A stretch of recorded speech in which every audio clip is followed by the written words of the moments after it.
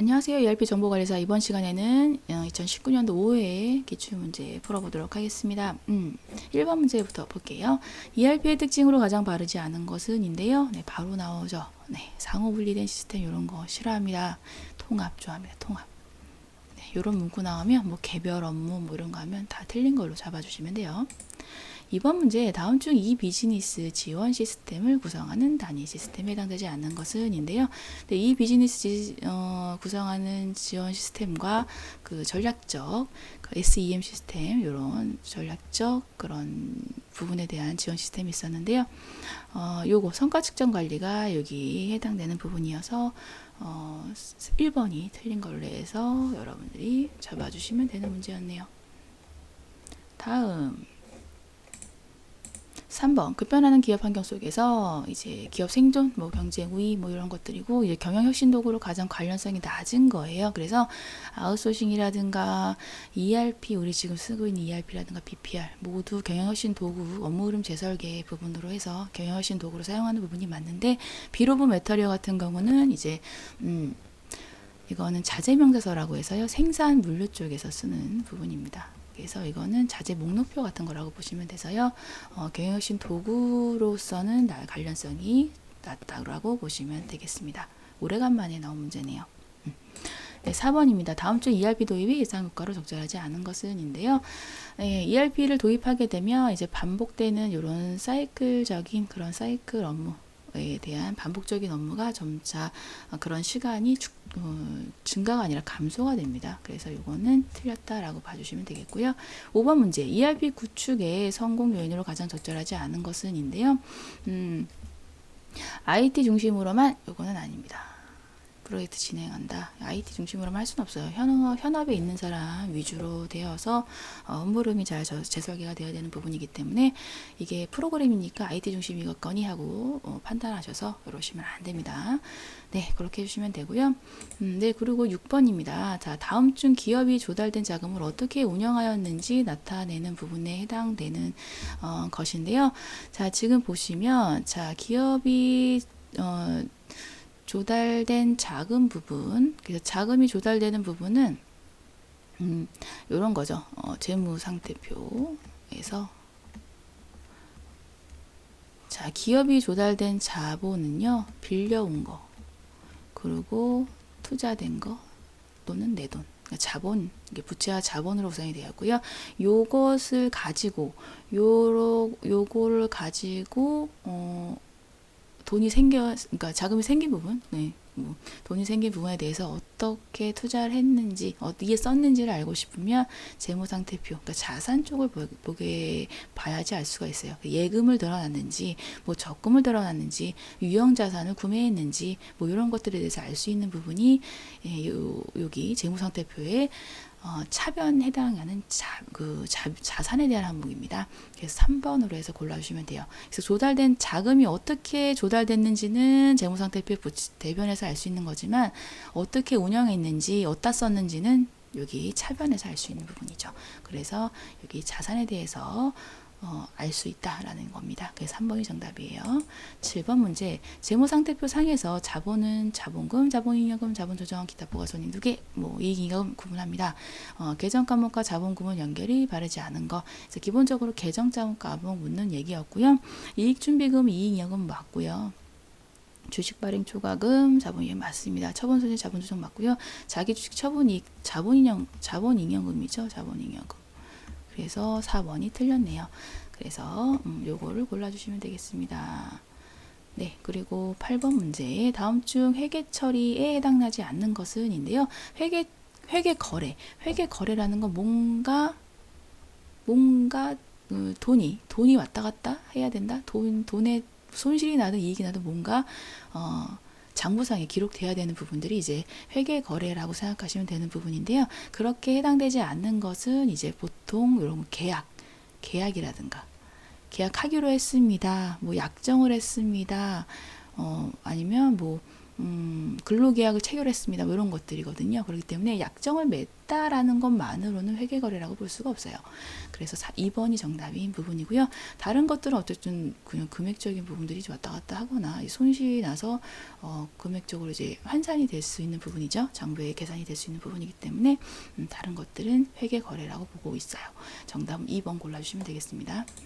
9번 문제. 다음 자료를 이용해서 2019년도 결산 후 손익계산서에 계상되는 대손상각비 그리고 재무상태표에 계상되는 대손충당금 기말 잔액에 대해서 알라고 하고 있습니다. 네, 대손상각비와 대손충당금 기말 잔액이에요. 자, 1월 1일 기초에 이제 대손충당금 잔액은 5만 원이었습니다. 그냥 1월 1일자 그냥 대손충당금 잔액만 포커스를 맞춰서 그냥 별도 분개 안 하고 그냥 흘러갈게요.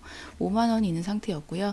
지금 7월 31일 날에 5만 원 있는 상태에서 4만 원 대손 처리했기 때문에 대손 충당금은 마이너스 4만 원 여기서 상계 처리됐으면서 만 원만 남아 있는 상태가 됩니다. 그리고 12월 31일 날 결산 분개하려고 하는데 매출재건 잔액에 1%가 해소되지 못할 거라고 이제 추정이 되었기 때문에 지금 대손 충당금으로 결산 시 우리는 1% 1,000만 원에 1%에 해당되는 지금 10만 원만큼을 대손 충당금으로 설정을 해놔야 되는 부분이에요. 그런데 현재 잔액과 비교해 봤더니 9만 원이 모자란 상태죠.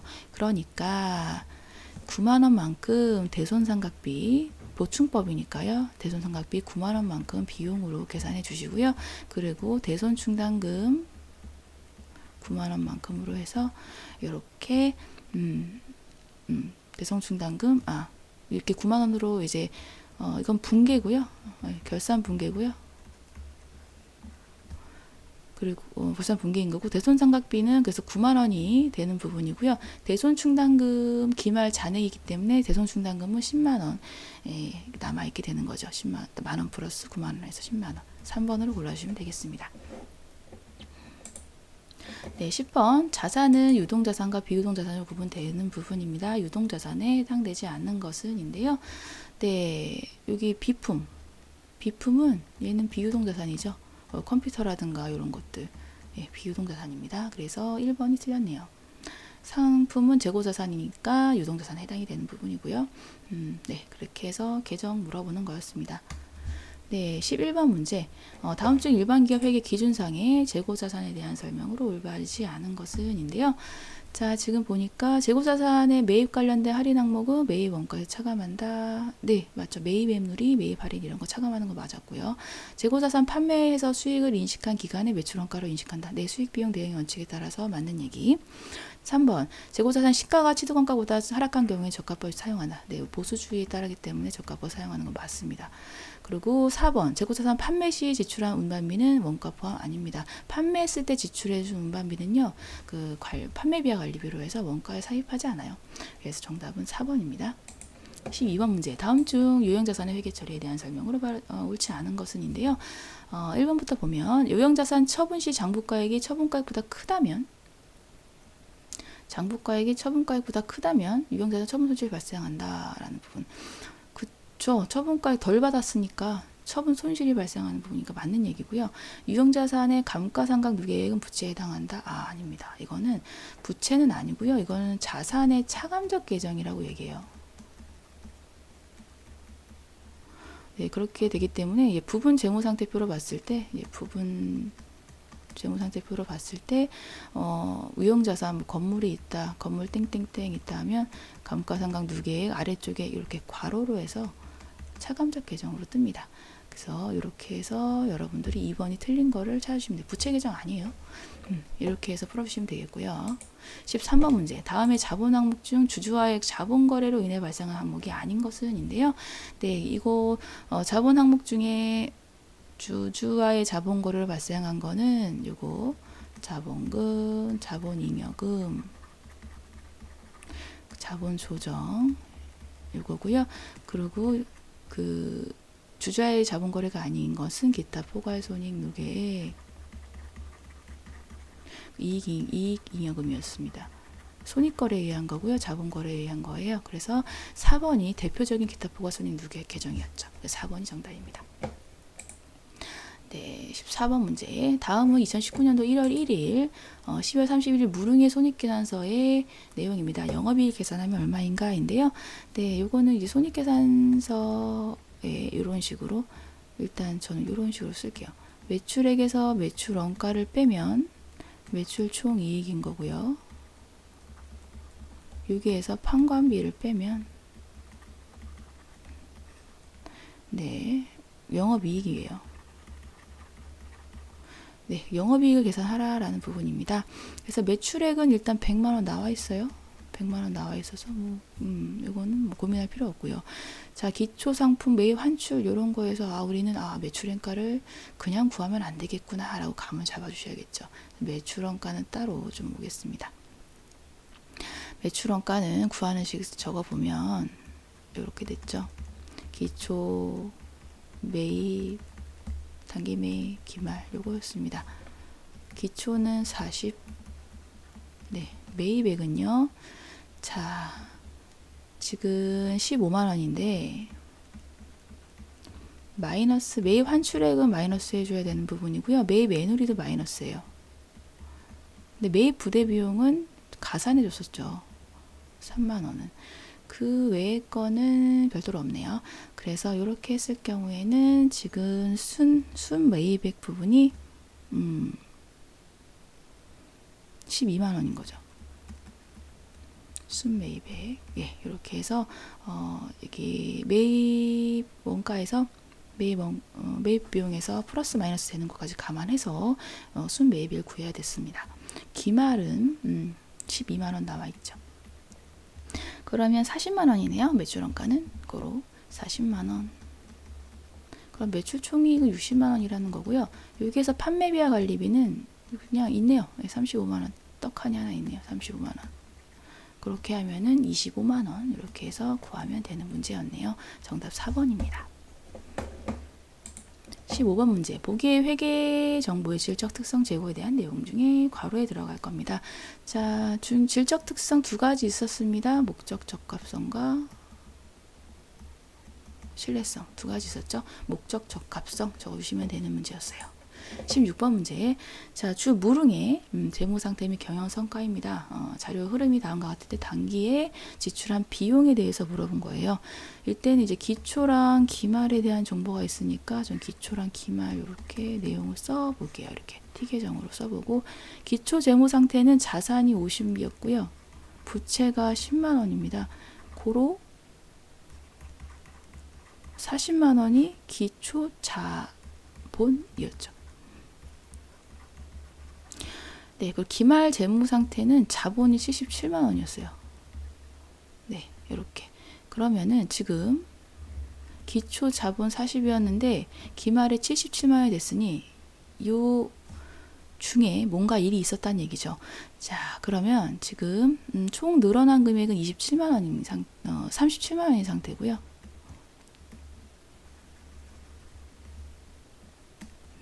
네, 지금 37만 원이 늘어나 있는 상태가 됐습니다.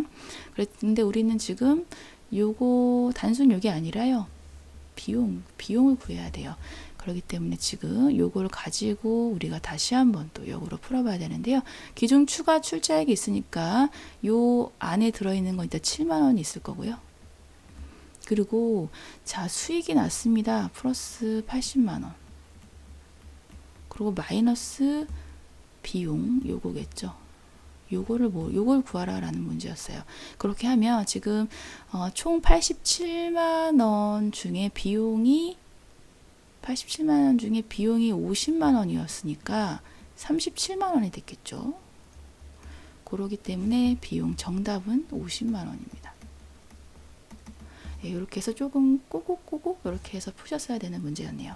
정답은 50만 원이에요. 네, 17번 문제예요. 올해 8월 중에 상품 관련 계정 과목이 다음과 같이 이제 기록되었다고 합니다. 그러면 결산 수정 후에 상품의 매출원가 그리고 기말 상품 재고에까지 나와 있네요. 매출원가 부분이고요. 지금 매출원가식 다시 한번 써보겠습니다. 매출원가식 공식은 반드시 아셔야 돼요. 못 풀어요. 너무 잘 나와요. 매입 마이너스 기말이죠.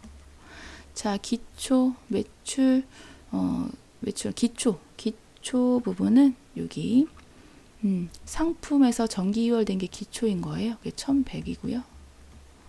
자, 기말이 2300원 주어졌네요.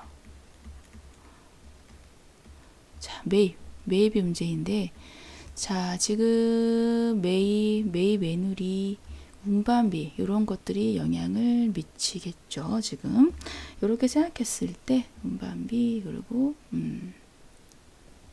매입 매누리, 운반비 부분 이런 것들인데 운반비는 아니겠네요. 운반비는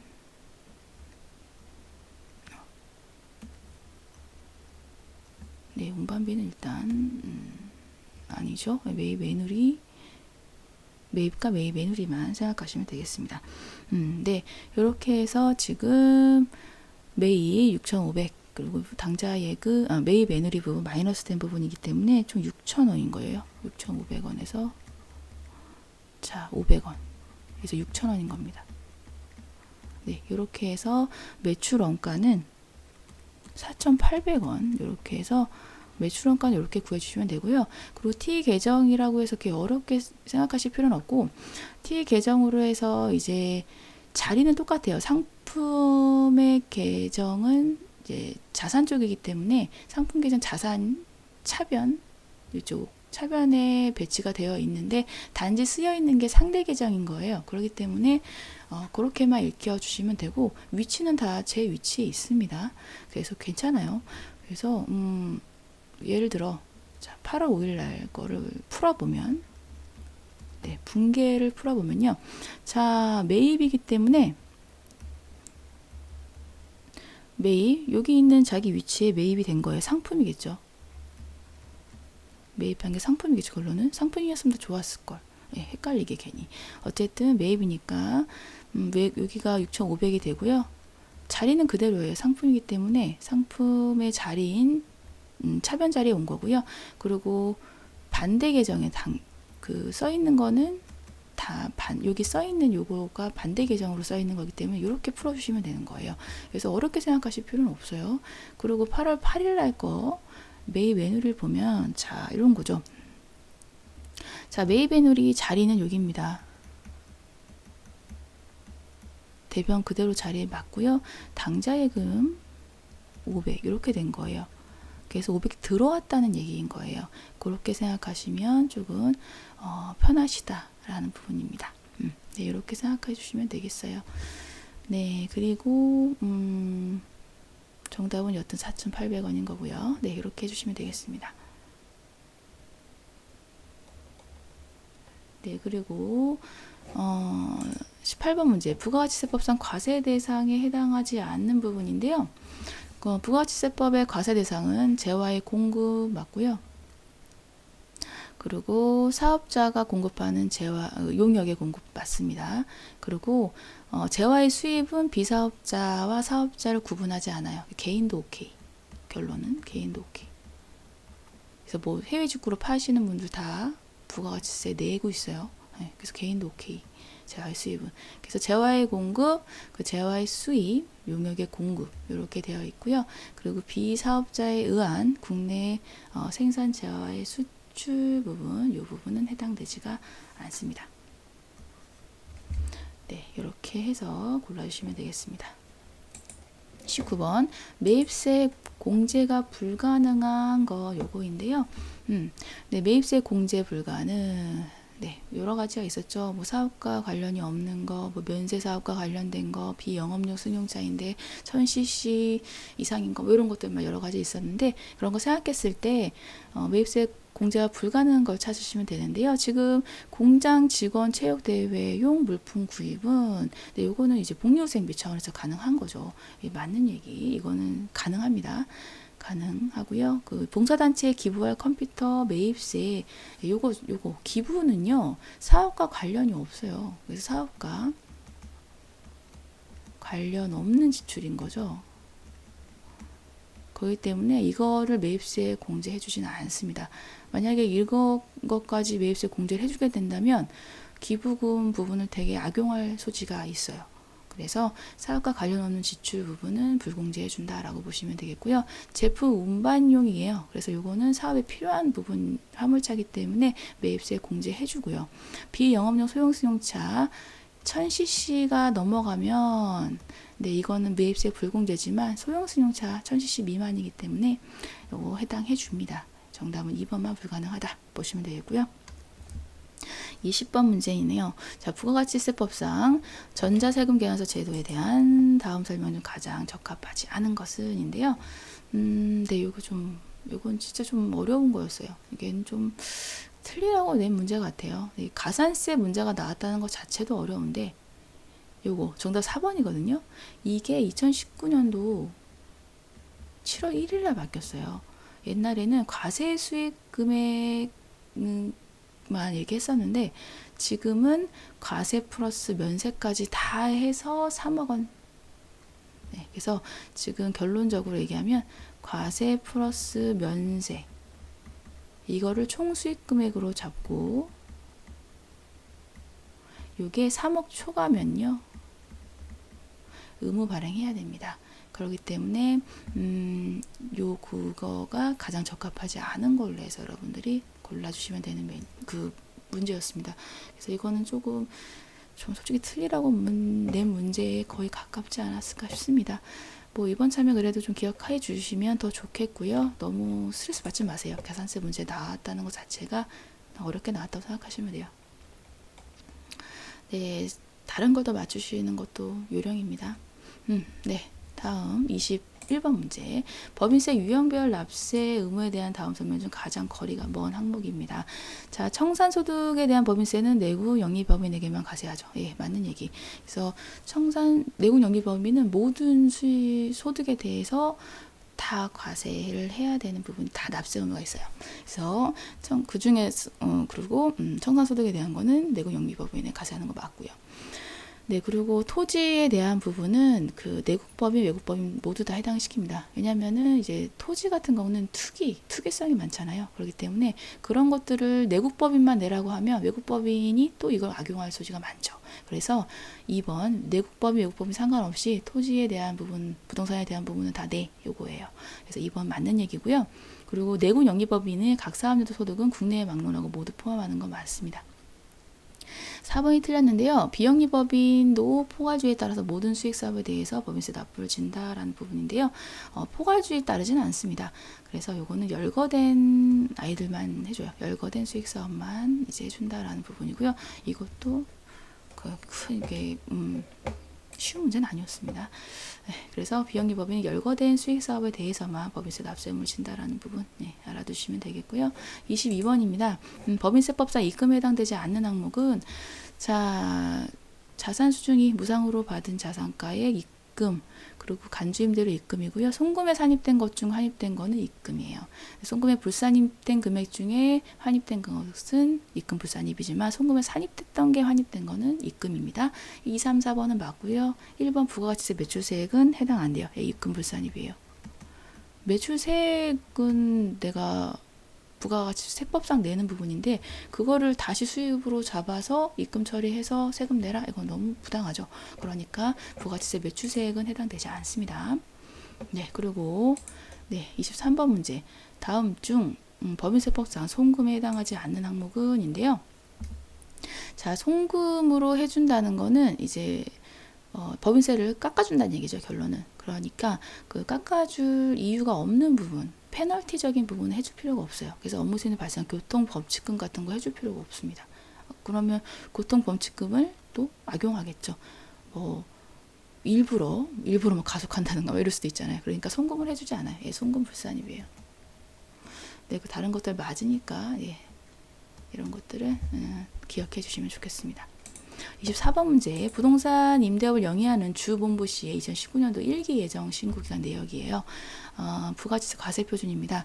1기 예정 신고인 부분은 1월부터 3월까지예요.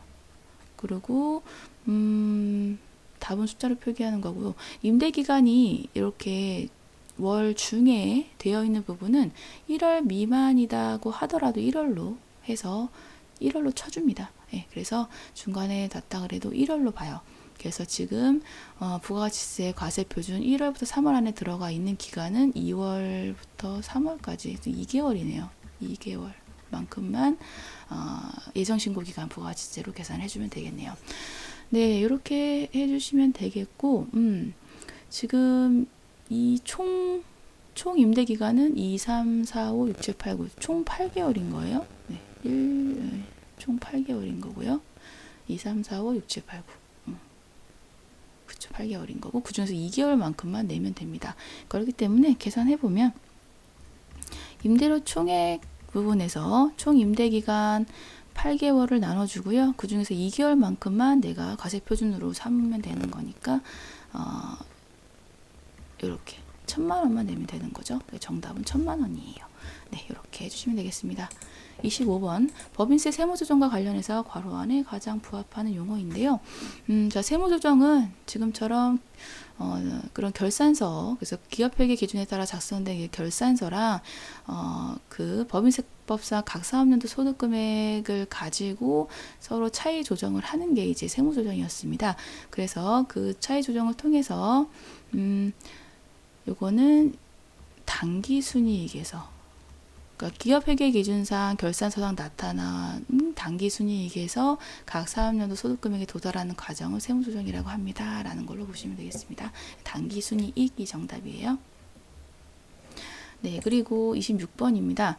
다음 문장에 괄호 안에 들어갈 숫자는, 네, 이거는 좀 쉬웠네요. 부가가치세 단위세율이어서 뭐 고민할 거 없이 10 적으시면 되는 문제였고요. 27번입니다. 단기에 제품 생산에 투입된 직접 재료원가, 직접 노무원가, 직접 경비 및 배부된 제조간접 원가로 구성된 원가인데요. 네, 재료비, 노무비, 그리고 직접 경비, 그리고 제조간접비, 요거 우리 뭐였죠? 단기총재조원가였죠. 네, 정답 2번이에요. 28번 문제. 다음은 원가 계산의 특징에 대한 설명입니다. 이들 특징을 가지고 있는 원가 계산의 종류인데요. 자, 공정별로 하고 있습니다. 완성품 환산량입니다. 다량 생산입니다. 네, 종합 원가 계산에 대한 내용이었죠. 그래서 뭐 평균 선입 선출에 의한 것들로 해서 뭐 완성품 환산량을 구하기도 하고, 막 평균법을 구하기도 하고, 뭐 이런 것들이 종합 원가 계산에 대한 내용이었습니다. 3번에 대한 내용이고요. 원가 부분이 계산 문제보다 이렇게 이론 형식으로 나오는 문제들이 많아졌어요.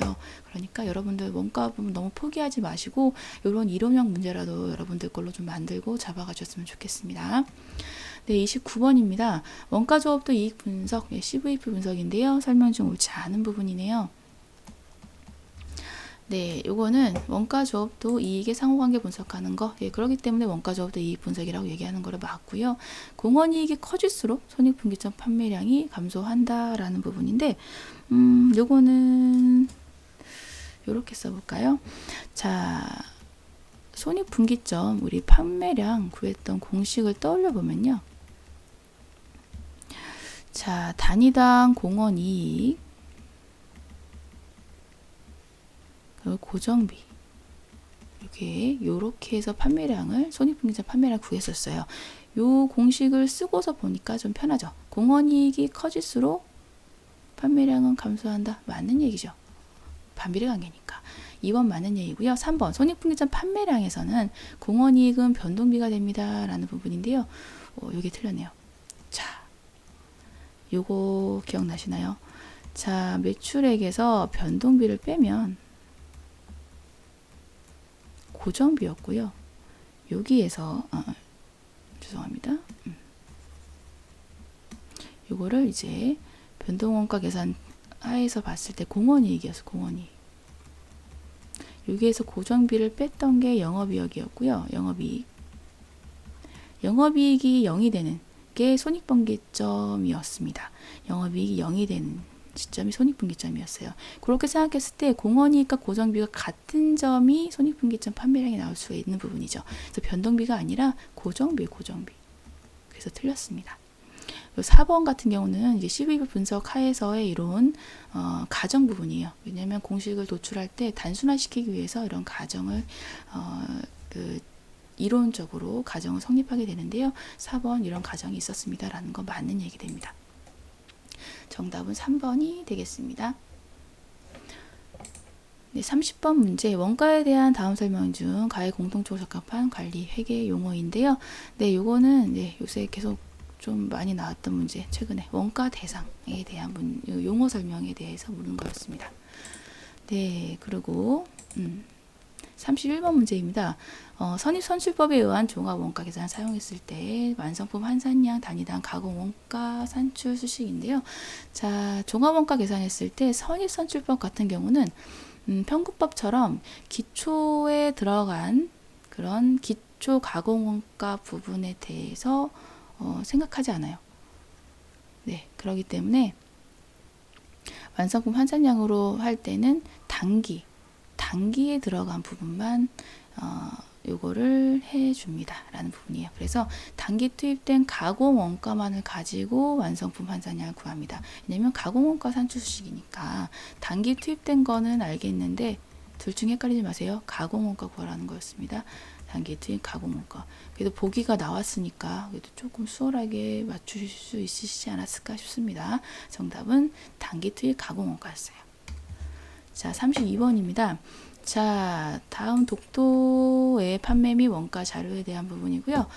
자, 지금 광고료를 21,000원 추가 지출하면 판매량이 증가할 거로 기대가 된다고 합니다. 그래서 광고 추가 실시 여부를 결정하기 위해서 추가 지출한 경우에 손익분기점 정보를 알고 싶대요. 네, 그렇게 봤을 때 손익분기점 판매량을 알고 싶은 거고, 자, 고정비에다가 지금 광고료가 더 더해졌을 때이기 때문에 지금 21,000원을 더 구한 걸로 해서 지금 알고 싶은 거예요. 얘는.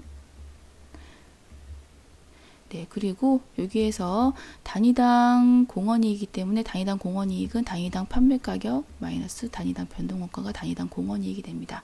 네, 이렇게 해서 구했을 때 2,100개. 이렇게 해서 문제를 풀어주시면 되겠습니다. 손익분기점 부분에 대해서는 공식을 좀 알아두셔야지 어떤 문제가 나오더라도 푸실 수 있어요. 네, 이렇게 정리해 주시고요. 이번 시간도 수고 많으셨어요. 감사합니다.